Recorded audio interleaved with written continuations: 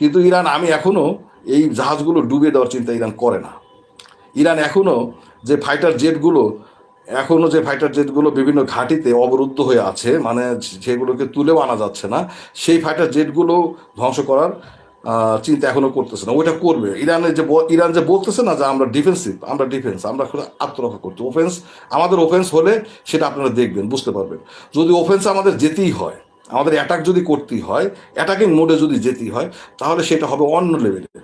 সেটা কোন লেভেলের হবে? এই যে প্রত্যেকটা ঘাঁটিতে এখন বিমানগুলো উঠতে পারতেছে না, কারণ রানওয়ে ধ্বংস করা হয়েছে। মনে করেন, মানে বিমান চলতে গেলে তো, বিমান উঠতে গেলে তো রানওয়ে লাগবে। এই যে যুদ্ধ বিমানগুলো, এই যে সৌদি আরবে যে 5টা আপনার রিফুয়েল ট্যাঙ্কার বিমান যে আপনার মনে করেন ড্রোন দিয়ে যে অকেজো করে দেওয়া হলো, ধ্বংস করে দেওয়া হলো, এগুলো কিন্তু দাঁড়ানো অবস্থায় ধ্বংস করা হচ্ছে। এরকম দাঁড়ানো বিমান এই ঘাটিগুলোতেই যে 27টা ঘাটিকে অকেজো করে দেওয়া হয়েছে, এই 27টা ঘাটিতে অনেক বিমান আছে আমেরিকার, অনেক, মানে আপনার মনে করেন যে ব্যয়বহুল বিমান আছে।